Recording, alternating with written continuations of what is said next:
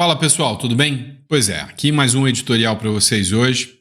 Vamos falar sobre um ponto muito interessante, né? O que está acontecendo com o Exército Brasileiro hoje. O Exército Brasileiro, que outrora era considerado como o grande divisor de águas que poderia livrar o Brasil do comunismo para um grupo de melancias que está aí, né, à disposição do governo do PT e está sofrendo, inclusive, impactos rigorosos, né, com a gestão do PT. Eu vi uma matéria impressionante que fala, né, o plano, vamos dizer assim, o plano leninista de destruir o exército e como, né, a ideologia da teoria, né, marxista tem como projeto a destruição do exército e eles estão mandando a galope contra o Brasil. Quero que você preste atenção nesse vídeo que eu vou trazer, um vídeo da Rádio Auriverde, do Pitoli. Vale a pena a análise, eu sempre cito a fonte para vocês, tá? Dou o mérito aqui para o Pitoli, para mim um dos maiores jornalistas do Brasil hoje, com uma seriedade ímpar. Mas eu queria que vocês assistissem esse vídeo aqui e dessem o seu comentário, se vocês concordam ou não, né, com essa situação assustadora que eu vou expor para vocês agora. Só não esqueça de se inscrever no canal, curtir, compartilhar. E para você que ainda não fez o download de Segredos Milionários e Leilões, faz o download aqui que está disponível para você. Tá bom? Eu quero que você assiste esse vídeo aqui comigo.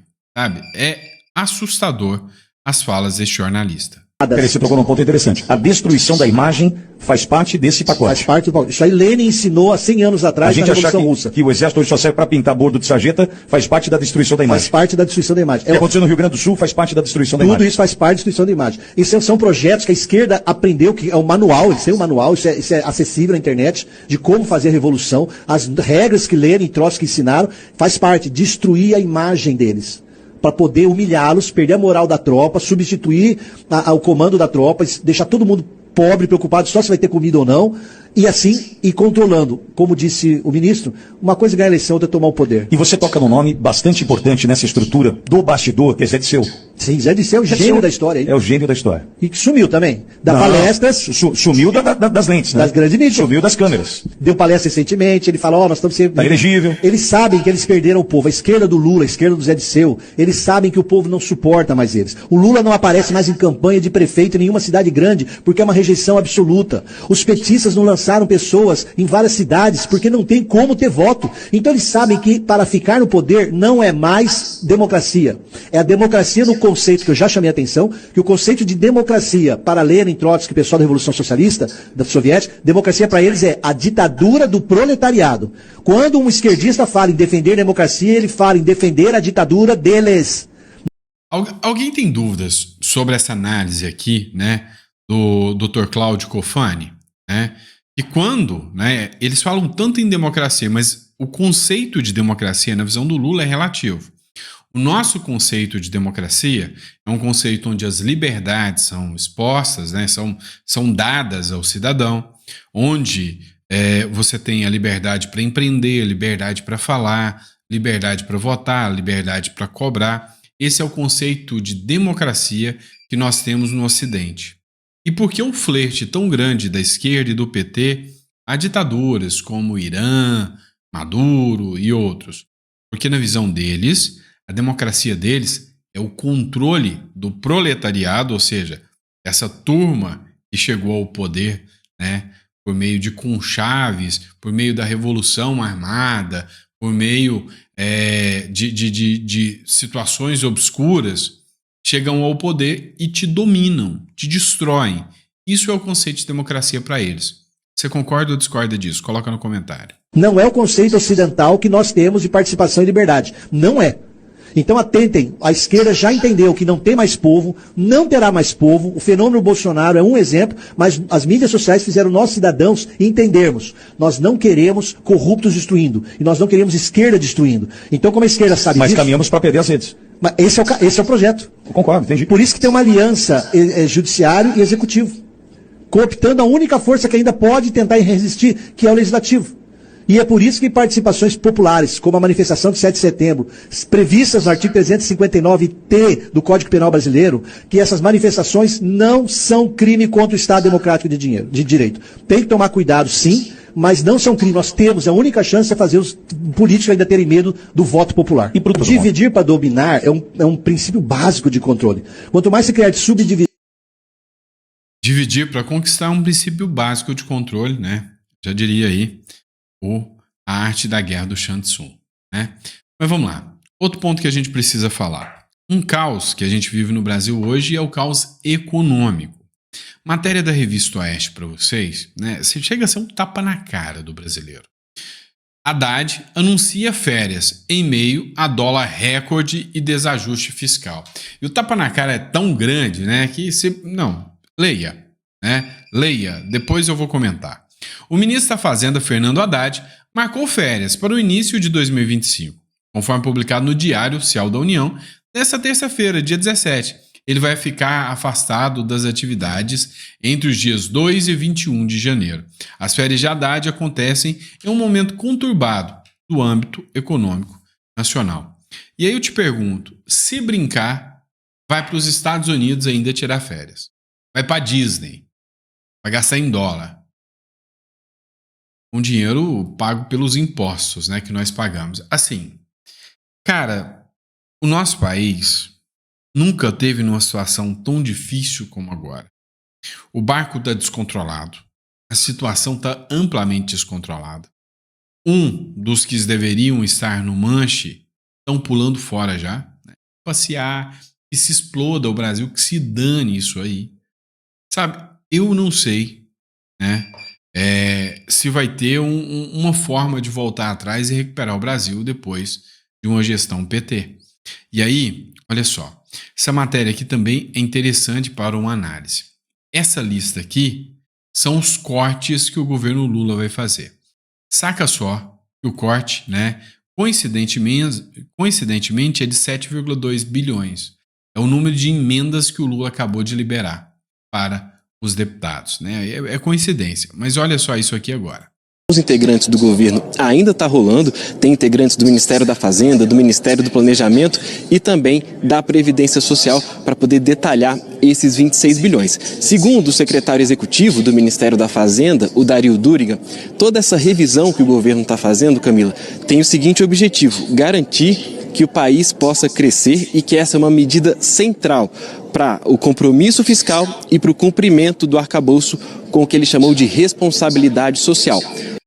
Então nós temos a responsabilidade fiscal, né, que é o que o Lula diz que vai crescer o Brasil, e realmente, se houvesse uma responsabilidade fiscal real, né, o Milei acabou de aplicar isso, está tendo números maravilhosos, cortou muitos benefícios sociais, teve muita gente que dependia de benefícios sociais, está passando uma dificuldade extrema na Argentina, né?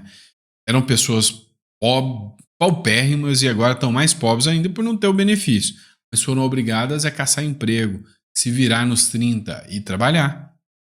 E a economia está melhorando e já está começando a dar o retorno, né, do caos que tinha acontecido na Argentina. Já estão recuperando. Já aqui no Brasil é o contrário. E aí, quando o Milei cortou os gastos no social, os jornais destruíram o Milei. Agora olha onde que o Lula está cortando esses gastos. São ao todo 26 bilhões. A gente vai rodar agora aí na tela os números detalhando esse anúncio feito hoje pelo governo federal. Vamos lá. Ao todo, no INSS, mais de 7 bilhões de reais. 7 bilhões de reais só no INSS. 7,3 bilhões no INSS serão cortes de benefício, ou seja, vamos liberar menos benefícios. Sabe você que trabalhou, pagou a vida inteira, agora ou está doente, ou já está com idade avançada, vai chegar lá no INSS e vai levar um carimbo escrito não na cara? Agradece ao Lula aí, o pai dos pobres. 7,3 bilhões que seriam destinados ao INSS serão fruto de corte. Mas não acabou aí não.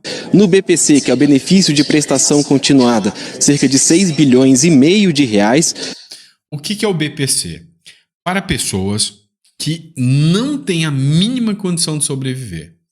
Pessoas com deficiência, com renda familiar, né, até um quarto do salário mínimo, ou seja, tem que ganhar aí R$ 300, menos de R$ 300 por mês, eu acho, R$ 300 por mês, para pessoas nessa condição, que tem mais de 65 anos, ou que tem deficiência, ela tem direito a um salário mínimo chamado benefício de prestação continuada. Adivinha no nome de quem que o Lula está cortando? Pois é, do deficiente. É o deficiente que vai pagar a conta, é o idoso de mais de 65 anos que vai pagar a conta. Faz o L de amor. Não. L é de outra coisa, né? Amor não começa com L, não. Então, tem mais, né? No Proagro, 3 bilhões e 700 milhões de reais. O Proagro, né, é incentivos de pequenos produtores rurais. Vai faltar grana para os produtores. Nos benefícios por incapacidade, um valor que supera 3 bilhões de reais. O que é benefício por incapacidade? Benefício por incapacidade é auxílio doença, né? É o auxílio acidente. Esses são os benefícios por incapacidade. São pessoas que estão afastadas porque se machucaram, estão incapazes de trabalhar. Não entra dentro do INSS como critério de aposentadoria. Pois é. Está trabalhando aí, né? Caiu, quebrou as pernas, não consegue trabalhar. Talvez você não receba mais, né? Porque vai ter 3,2 bilhões de corte, né? O governo vai te enrolando no benefício por incapacidade. No caso do Bolsa Família, que é relacionado ao Ministério do Desenvolvimento Social, 2 bilhões e 300 milhões de reais. Ô Janones, você tá me escutando? Não era você que defendia muito o Bolsa Família? Lembra disso? Defendia, e foi eleito com a bandeira do Bolsa Família?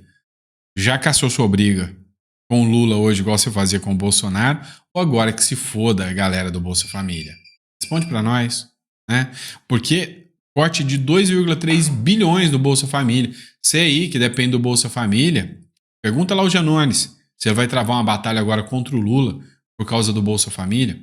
Pensa a gente parar para analisar isso. No caso de pessoal, 2 bilhões e no pessoal são os funcionários públicos. E aí, galera dos funcionários públicos? É a galera da Federal. Valeu a pena? Foi bom? Fala para mim. E, por fim... seguro defeso, pouco mais aí de 1 bilhão e 100 milhões de reais. O que é o seguro defeso? É o seguro-desemprego, né? Dos pescadores, do pessoal ribeirinho, que durante o período da Piracema, não pode pescar. Então, tem um seguro-defeso, que é uma espécie de seguro-desemprego para eles, né? Eles pagam por isso. E aí, se lascou, porque o Lula está cortando em tudo. E aí o dólar bate recorde. Vem, né, uma jornalista, Daniela Lima, dizer que a culpa são das fake news da extrema-direita. Que o dólar não está alto, não. Somos nós que estamos espalhando fake news. Então a culpa é das fake news da extrema-direita. Tava demorando, né? Ontem o Lula já mandou cortar um monte de vídeo do YouTube, mandou derrubar um monte de vídeo do YouTube para falar sobre o estado de saúde dele. Hoje, todo mundo que deve falar sobre economia está dizendo que o dólar bateu a 6,20 aí, é bem provável. Neste caso, meu irmão, é provável, né, que eles vão falar que a culpa do dólar tá alta é de quem fala do preço do dólar na internet. E aí, o que me impressionou foi que o Lula foi exposto por um jornalista da Globo. O cara não poupou aqui críticas ao Lula e falou na lata, vamos parar de fingir que nada está acontecendo e vamos assumir a responsabilidade. Para de mentir que a culpa é do Lula. Escute-me. O que a gente tem vivido nos últimos dias, na prática, você está acentuando um processo que veio ao longo do ano. Quer dizer, no início desse ano a gente tinha um dólar abaixo de R$5. Sempre se soube que o principal problema da economia brasileira era fiscal. A gente tem reservas internacionais robustas, então não tem problema nas contas externas, tem ali um Banco Central que atua de forma independente, então uma política monetária mais ou menos organizada, mas tinha um problema na área fiscal. Isso não é desse governo, já vem há bastante tempo. Foi desenhado um arcabouço fiscal para conter o crescimento das despesas. E no início desse ano, você começou a ter os primeiros sinais de que o arcabouço teria problemas. Ou seja, é uma tragédia anunciada. No início do ano, já começou todos os sinais. Isso aí vai dar merda. Isso aí vai dar problema. O que os petistas fizeram? Vamos corrigir? Não. Olá, dane-se. Se der merda, quem vai pagar a conta é o otário. Pagador de impostos. Porque as despesas obrigatórias estavam crescendo muito acima do previsto. Despesas relacionadas à Previdência, à BPC, emendas parlamentares, quer dizer, muitas despesas ao mesmo tempo crescendo, asfixiando cada vez mais o arcabouço e criando dificuldades para o cumprimento das metas fiscais. Com isso, o dólar foi subindo gradativamente ao longo do ano. É claro que houve um processo de valorização do dólar no mundo, mas no caso do Brasil, esse processo de valorização do dólar foi mais forte do que em outros mercados emergentes, o que sugere que existem elementos domésticos super importantes que precisam ser considerados. E nas últimas semanas nós tivemos aí a instalação de um certo pânico e a intensificação desse processo de desvalorização da moeda brasileira em relação ao dólar. Nós tivemos nos últimos dias 2 vetores que me pareceram particularmente importantes. O primeiro foi a proposta do governo do pacote fiscal. Depois de semanas e semanas e semanas, vai vir o pacote fiscal, vamos colocar as contas públicas em ordem, reconhecemos que há um problema, vamos enfrentar esse problema, aparece um pacote fiscal completamente aguado. Quer dizer, um pacote fiscal que propunha uma redução no ritmo de crescimento das despesas, um pacote que não trazia nada de corte de despesas, efetivamente. Isso acabou gerando uma inflexão em termos de expectativas. Quer dizer, então o governo não vai lançar mão de nada que efetivamente seja capaz de conter o crescimento do endividamento. E nesses últimos 2 dias tem repercutindo muito a entrevista do presidente Lula no Fantástico de domingo. O presidente Lula no domingo disse com todas as letras, né? O presidente Lula é adulto, ele sabe o que ele está fazendo. Ele disse que não há problema fiscal no Brasil. E disse que o único problema da economia brasileira é a taxa de juros do Banco Central. Ele faz isso dentro de um contexto onde a gente está trocando a presidência do Banco Central. Quer dizer, ele coloca ali uma certa névoa sobre o novo presidente do Banco Central. Esse novo presidente ele vai atuar de forma autônoma ou ele vai atuar sob os desígnios do que o presidente Lula considera como uma taxa de juros excessivamente elevada? E quando ele diz que não há um problema fiscal, e a gente sabe que há um problema fiscal, não é uma opinião isso, é matemática. É só você olhar para as projeções. Não sou eu que estou dizendo que é um problema fiscal. O Tesouro Nacional sabe que tem um problema fiscal. A equipe econômica sabe que há um problema fiscal. Ele, na prática, ele sinaliza de que ele não está genuinamente comprometido sequer em sinalizar. Aqui a gente não está nem falando de resolver, mas sequer sinalizar de que o governo dele tem algum compromisso com o equacionamento desse problema.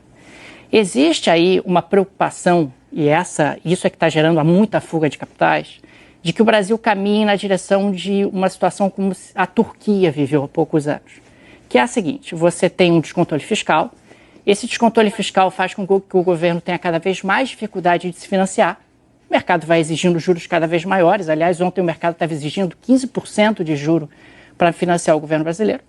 Chega um determinado momento que o governo não consegue mais pegar dinheiro emprestado, não consegue mais financiar o seu déficit de maneira eficiente, e aí você avança para uma emissão de moeda. E essa emissão de moeda faz com que a inflação escale, isso somado a um processo de escalada da moeda americana, que já gera pressão inflacionária e que faz com que o processo se retroalimente. Esse é o temor hoje. Quer dizer, o temor que a coisa saia do controle. Por mais que o Banco Central aumente a taxa de juros, você não consegue mais conter a moeda americana. Por mais que o Banco Central venda dólares, como ele vendeu nos últimos 2 dias, você não consegue conter a escalada da moeda americana, porque as pessoas estão muito temerosas do que vai acontecer num futuro não muito distante. Me parece que o governo sabe que há um problema, mas pelo menos do ponto de vista político, a aposta, pelo menos até agora, é de, olha, vamos jogar esse problema mais para frente, depois de 2026, quem sabe, a gente resolve e tal, e aí a gente enfrenta isso de maneira mais estruturante. Até lá, não vamos mexer nisso, porque isso vai trazer um impacto político grande, vai causar um desgaste grande. E claro, se você também tem um Congresso onde o presidente do Senado e o presidente da Câmara sumiram nesses 2 dias, ninguém fala sobre isso, então o país está à sua própria sorte, do ponto de vista fiscal, porque já que não há um problema, vamos simplesmente fingir que nada está acontecendo e a reação das pessoas diante disso é se proteger, comprar dólares e mandar o dinheiro para fora do país. Não sei se vocês entenderam, mas o que ele acabou de falar agora é: o governo finge que nada está acontecendo e o povo, que pode, que tem dinheiro, que tem recurso, compra dólar e manda para fora do país. O que eu estou fazendo? Eu fui para o Uruguai, abri uma conta bancária lá tirei minha cédula de identidade uruguaia, estruturei uma mudança de domicílio para o Uruguai e o meu dinheiro está no país mais estável de toda a América aqui. Por quê? Eu não acredito no Brasil. E muita gente está nessa mesma situação que eu. Então, fica 2 dicas aí. Primeiro, compre dólar. Segundo, coloque esses dólares numa conta não vinculada a você aqui no Brasil. É o principal. De preferência, abra um offshore, mande o dinheiro para a conta dessa offshore ou tire uma residência em outro país, mande o dinheiro via essa residência, tá? Se você precisar de ajuda nisso, entre em contato com esse telefone aqui, ó, que eu, né, vou fazer questão de te atender. Bom, antes de mais nada, obrigado por tudo, fiquem com Deus e eu vejo vocês no próximo editorial.